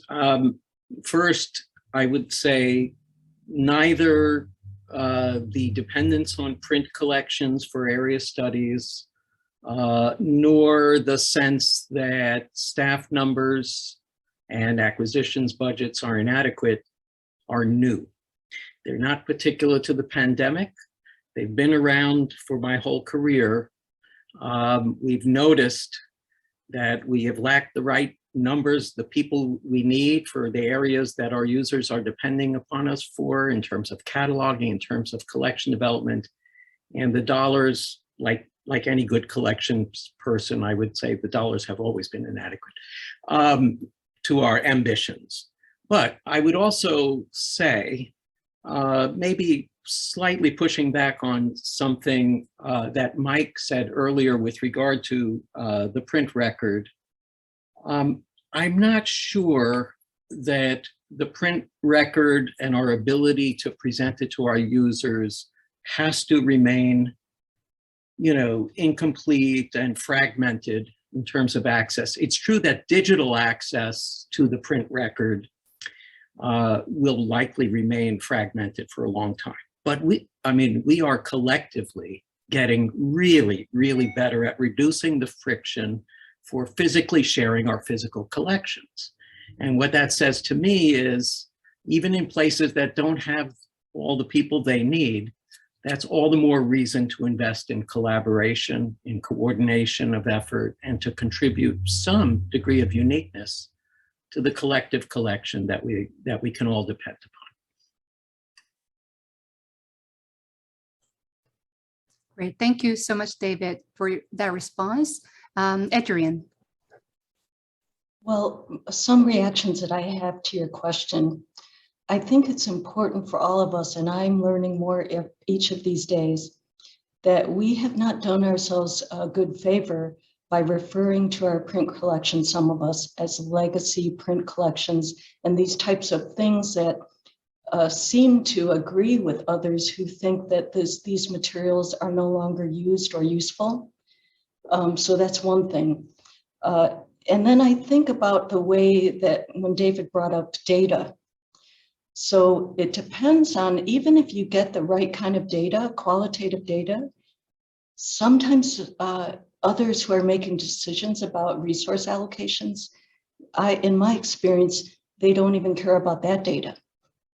So that's why, you know, I go even a little bit deeper and think about what are these deeper reasons why they're questioning the relevance, or sometimes asking oneself, what would they care about? If it's not data, if it's not the actual learning and the research, what would they care about?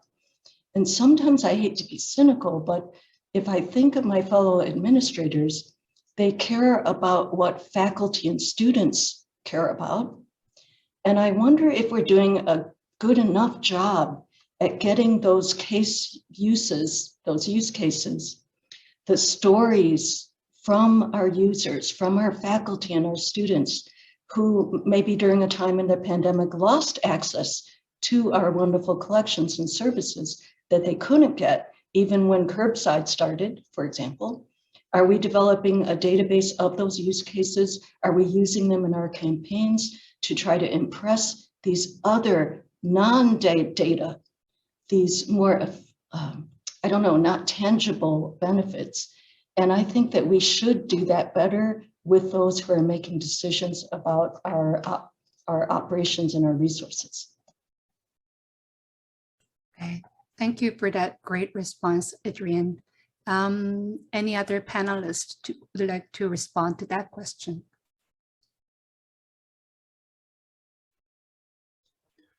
This is Mike. I'll just add, I think David's qualification to my point was helpful. I was indeed referencing primarily digital access to the let's call it the record, if not the legacy collection.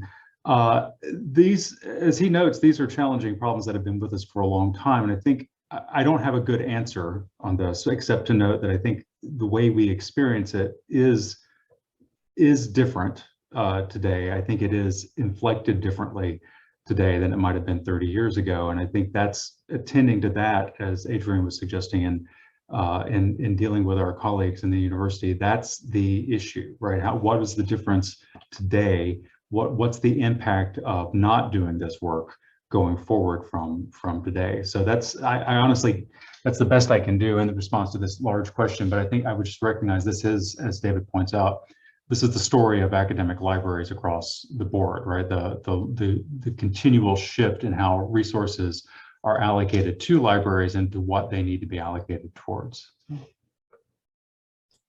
Great, thank you, Mike. Lorcan, would you like to chime in?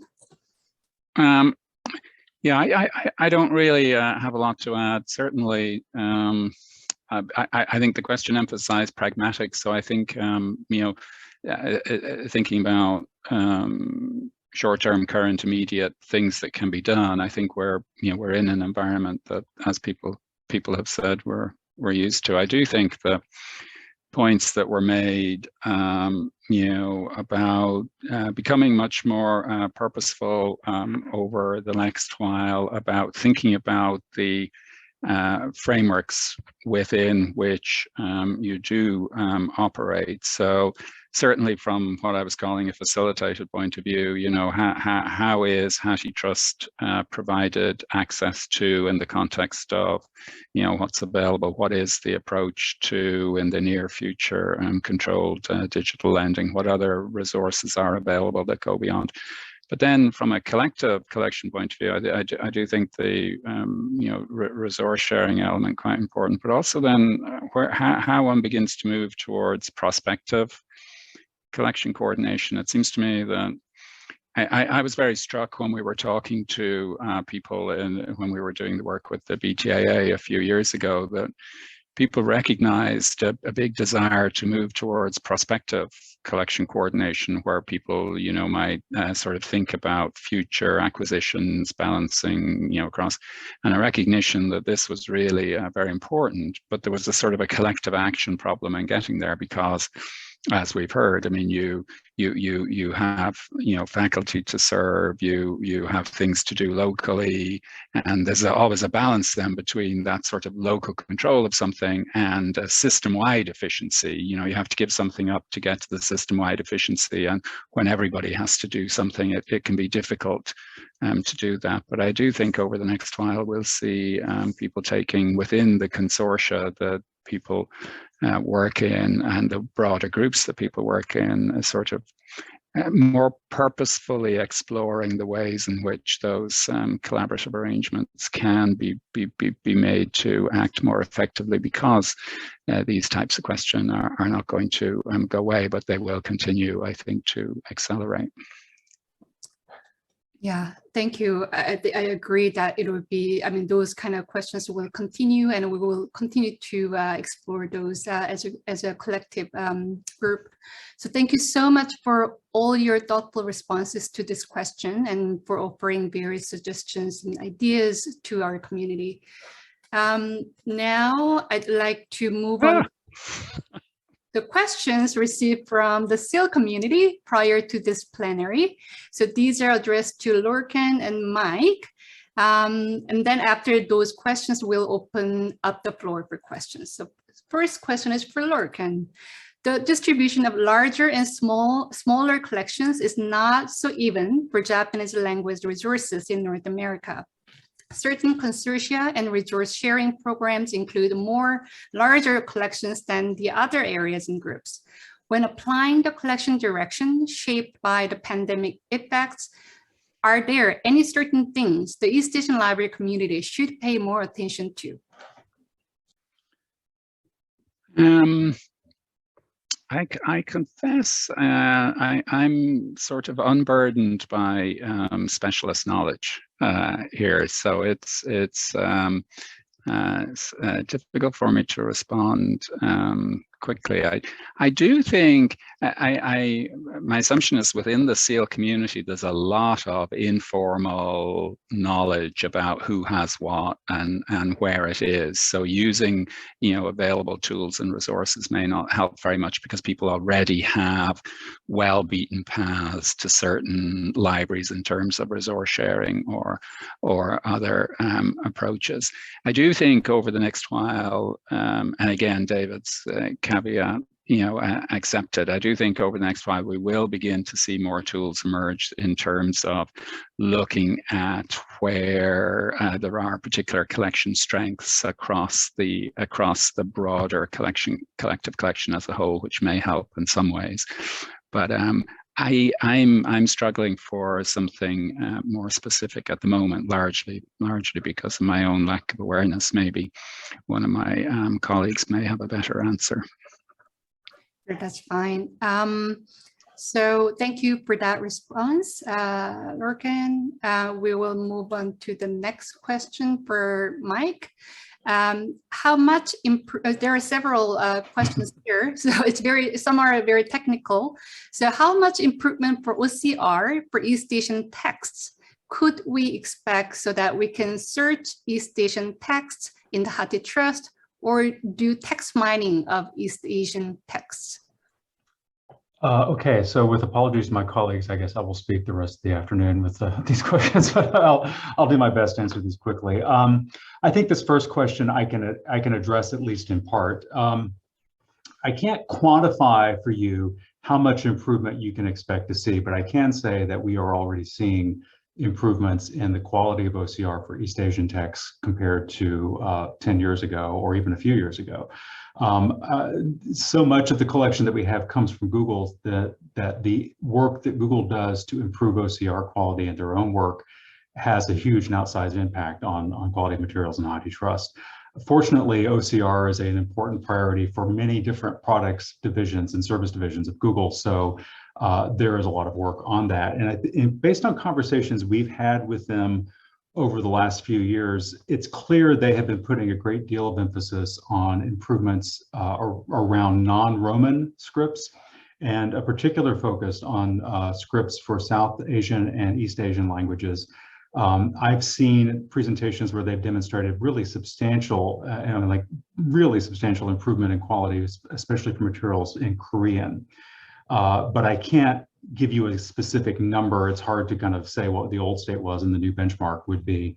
But it is clear that that has been shifting. The last thing I'll say about this is that Google tells us that they are making a commitment to reprocess all of the materials that they scan on a regular basis now. They continually work to improve their algorithms, not just for OCR, but for image quality and other things. So as that material is reprocessed, it will make its way back into HathiTrust. So over a period of years, I'm going to say, let's say 3, perhaps, the entire corpus that Google does might be re-ingested back into HathiTrust. So it's going to take some time, and I can't say to you, well, this material is coming first or that's coming next, but I will expect to see that. And I think, and I hope that that will play out in other modes of access, including search, including in text and data mining. That said, I don't think we have a good benchmark yet to really say yes, no, how that's infecting or improving right now. It may be more of a qualitative or anecdotal evidence that we see in the future on that. Okay, thank you for that. Digital images are preserved in IIIF at many libraries and museums. HathiTrust has many East Asian materials, including images. Would you plan to preserve new digitized materials by using IIIF? So yeah, so we previously explored implementation of IIIF compatibility for access and for viewing of images in HathiTrust. And when I say images, I mean page images, images of book pages, not images extracted from those pages. It's on our roadmap, and folks have heard me say this before, it's on our roadmap, but it hasn't risen to the top of our implementation list. There's a couple of reasons for that. Most of the users who we hear from requesting improvements make requests for improvements to navigability and reading interfaces and reading tools. Their use case is reading on screen, not image manipulation or combination. This was especially true for us over the last couple of years when we were paying a lot of attention to user feedback during the pandemic.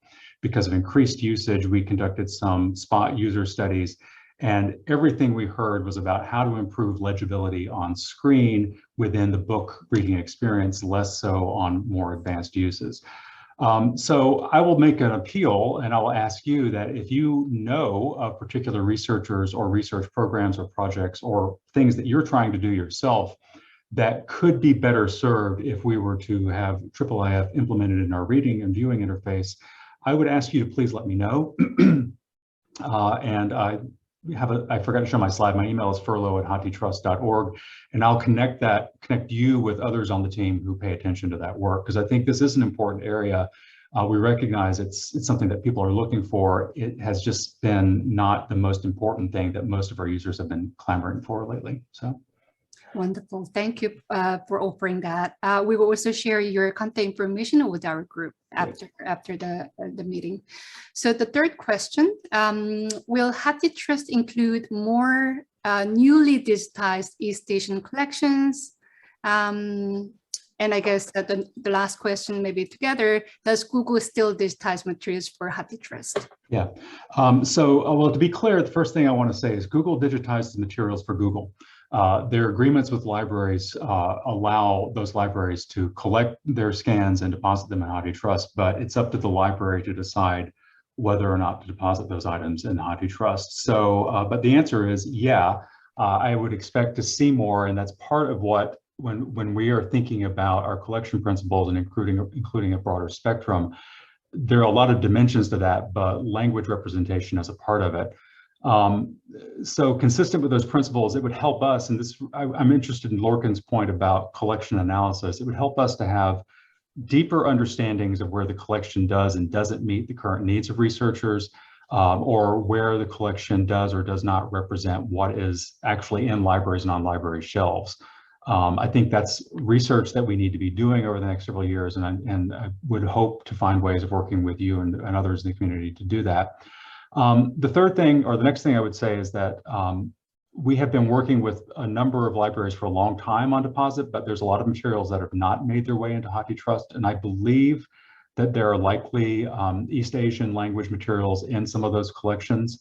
A lot of these are not in the United States. Most libraries in the United States have deposited their materials in HathiTrust, but not all. Internationally, we've only received materials from the University Complutense in Madrid and Keio University. So this is legwork that we need to do. We need to kind of make the contact and do the work and discuss the process and get the material in. But I can say that's something that we do have an intention to be doing over the next few years. Google does continue to scan with libraries, continues to sign up new libraries to scan with, both in the United States and outside.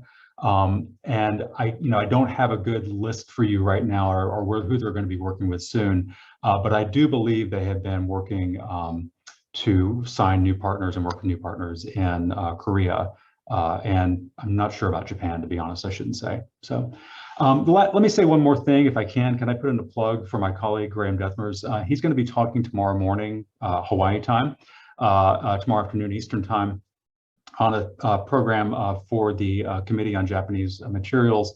His talk is called Japanese Language Materials in HathiTrust, Past, Present, and Future. He's going to be giving a lot of attention to discovery and metadata in that, but I think it's still relevant to your question here. So. Thank you so much, Mike, for those responses. And it's also great to hear the expansion of your Asian languages programs in the future. All right, so that is all which we collected earlier prior to this meeting. Now we would like to open up the floor for questions from our attendees. So I'm not sure whether there are already questions in the chat. Fabiana, would you like to read them if there are any?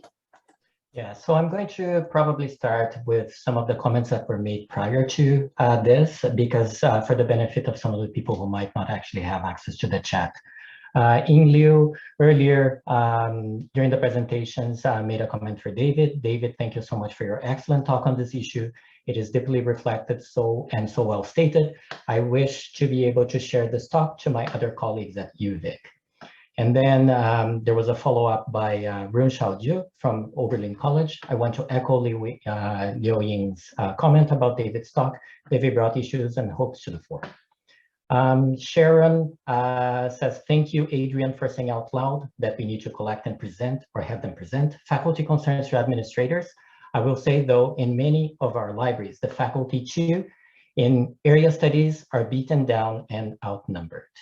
And to that, I think that Adrian had also a response. And if you would like to maybe read it or make a comment on your response, Adrian, that would be a good time. Thank you. Well, all I did was respond to say that I did understand what the person was saying.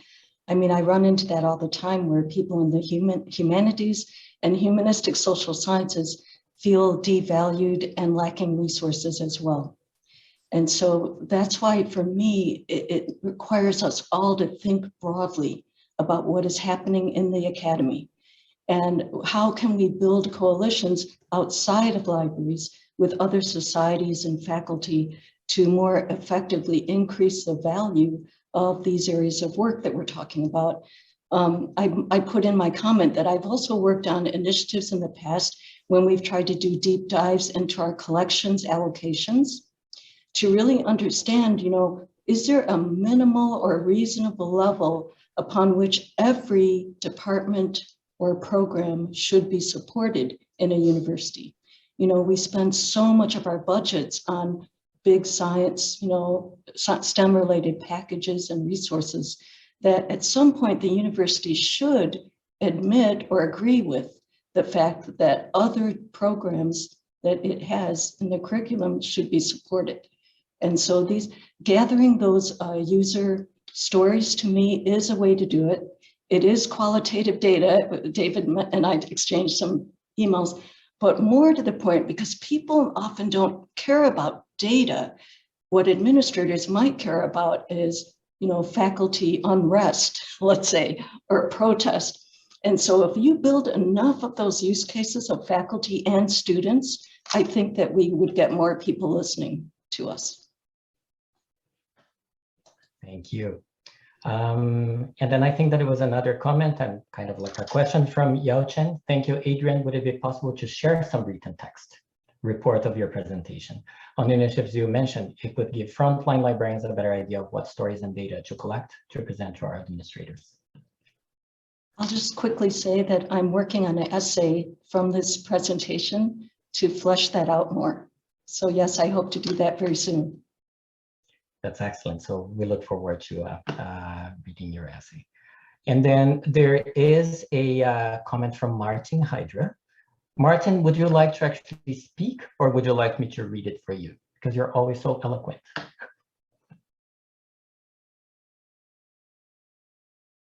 I guess I'll read.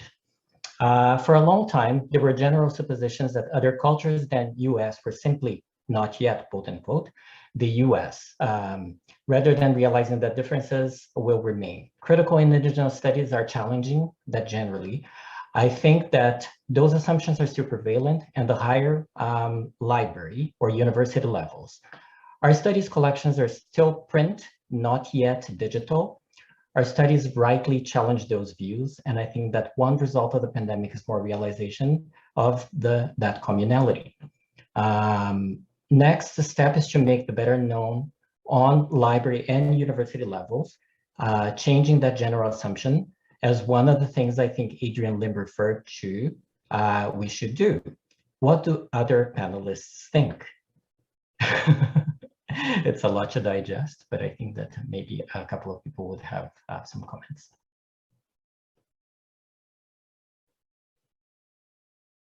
So I'm now allowed to talk, apparently. So what I mean is we can use the fact that that in general, this kind of assumption that everybody, you know, thinks the same, and so there's much more awareness of diversity right now. I think we can use that to our benefit because it is also applies to our constituencies. And also so that it is no longer, we are just not there yet, and we are not being compared, as I once heard, you know, to the astrophysics, you know, situation where everything is digital and you are just not digital yet. You will be in 5 years, that kind of assumption. I think we can use that to our benefit. And one of the good things I saw is that area studies realized that this is something they all have in common. We all had to challenge, you know, the rules of, oh, from now on you have to prefer electronic, or you are only allowed to buy electronic. And so I see a kind of opportunity because of the current situation of using that to us, because clearly, Mike, I was very happily surprised that from HathiTrust, you also saw that kind of issue, and that there is a difference between area studies and, you know, the North American market.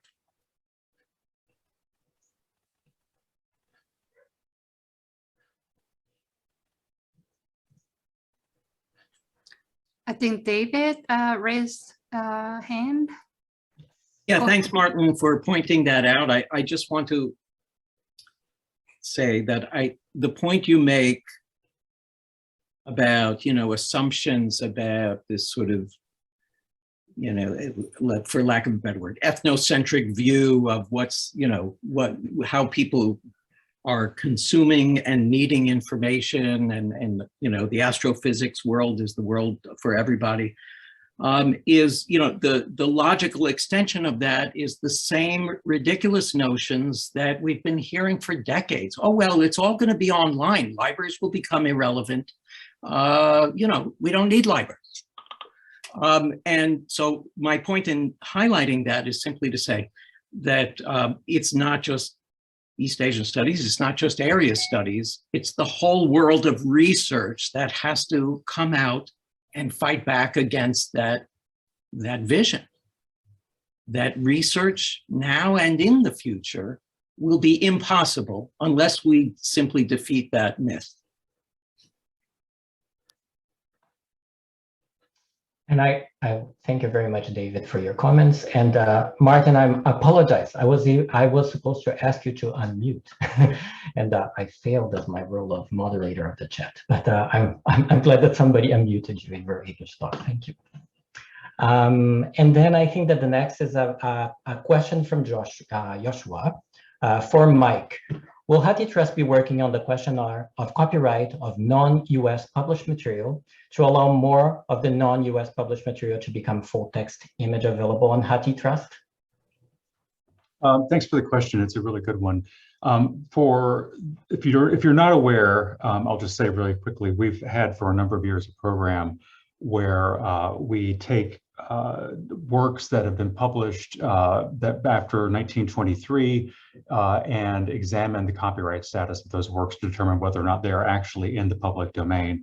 We've done this primarily for materials that were published in the United States. We also did it for a period of time on materials that were published in the UK, Canada, and Australia, which was our one foray into international copyright. And the differences are that outside the United States, its copyright term is based on the life term of the author, and sometimes it's been challenging to find that research or that data for some authors.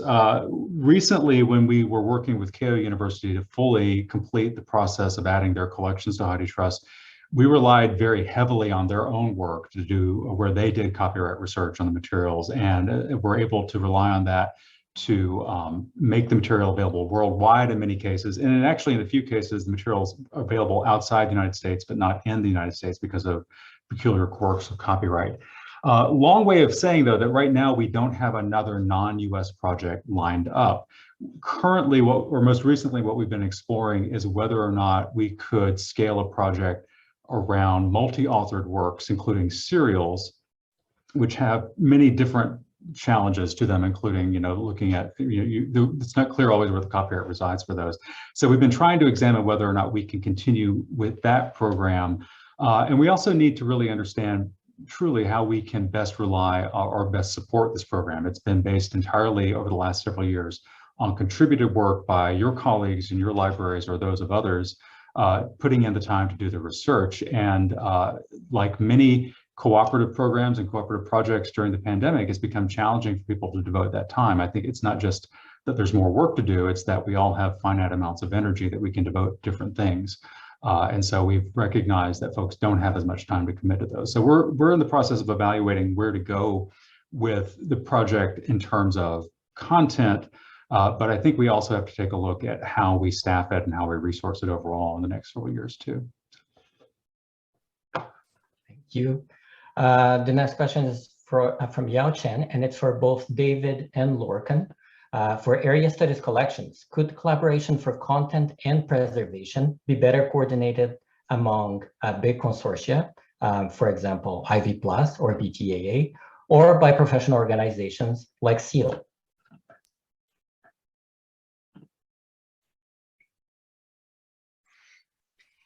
I'm deferring to you, David.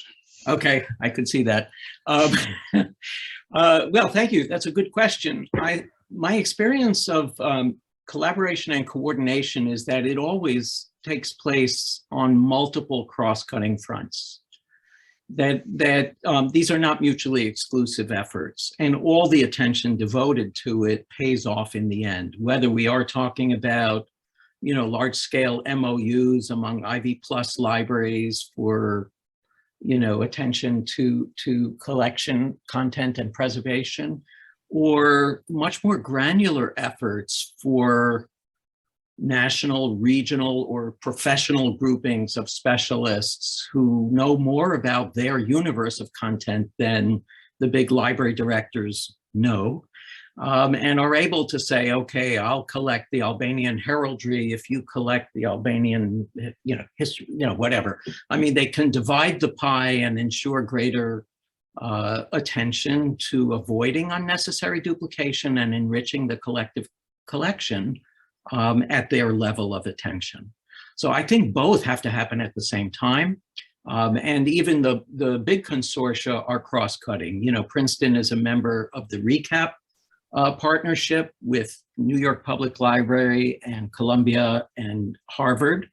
And at the same time, we are part of the IV Plus and many other consortia. So it doesn't mean that you have to focus your attention only in one sphere. Coordination can take place on many levels and should. I mean, I think everyone from the ground up needs to push for it. I'm cognizant of what Adrian had to say way back at the beginning about how, these things can't only be grassroots things. They need to be a change in thinking at the top down as well as pushing from the bottom up. But I think both efforts will take place. I think it's very true, certainly when you look at the landscape of consortia and cooperative arrangements, what David says is very clear, and people are aware of this from their own experiences. I'm sitting here in Columbus, Ohio, where Ohio Link is very strong, but then various of the individual libraries belong clearly to other group, Ohio State clearly in BTAA and a variety of other arrangements. It does seem to me that the advantage of some of those consortia, especially ones with consortia borrowing systems or expanded shared print programs that do have some established infrastructure and capacity to move things forward, there is an advantage and some benefit to congregating around that because there's some agency to move things forward. On the other hand, if you think about things like shares that we run, special arrangements or special knowledge or special intelligence, I think there's always a space for bringing that to bear within the individual operational context. So I think it's very much goes, case by case and what can be brought to bear. From a CEAL point of view, it does seem to me thinking about some of the culture of sharing, some of the arrangements, some of the policies around that actually might be, quite helpful. Thank you very much, both. I think that Adrian has a quick follow-up. Go ahead. Thank you. Just a very quick comment that a plug for the Center for Research Libraries here, because it's one of the only, rare organizations that coalitions that has physical infrastructure and facilities and collections. And I think that we could work together more. Perhaps CEAL could even increase its collaboration with CRL. I mean, sorry to jump in, but from a top-down point of view, I think the relationship between CRL and HashiTrust is actually very interesting, given, if you think about the overall system, each is a backup contingency node for for print on the one hand, for digital on the other. So I think within any overall system, the relationship between CRL and HashiTrust actually very interesting, and be interesting to watch how that relationship develops over time, obviously working closely together on shared print and some other issues. So the long-term relationship there, very interesting. Thank you very much, you all. And I'm going to pass it back to Hannah to wrap it up. All right. Thank you so much. Thank you, Fabiano. Well, we are actually like 3 minutes past of our time. So I think we will have to wrap it up, unfortunately. I hate to end this meeting, but everybody's so busy and have to move on to the next session. So this was so awesome. I'd like to thank the keynote speakers for their wonderful, wonderful talks and discussions, and all the attendees for the great question and participation. Thank you very, very much. All right, that's the closing of our presidential plenary this year. We have an amazing lineup of committee programs until Wednesday. Please enjoy the CEAL annual meeting, and thank you so much all for coming. And thank you again for our keynote speakers.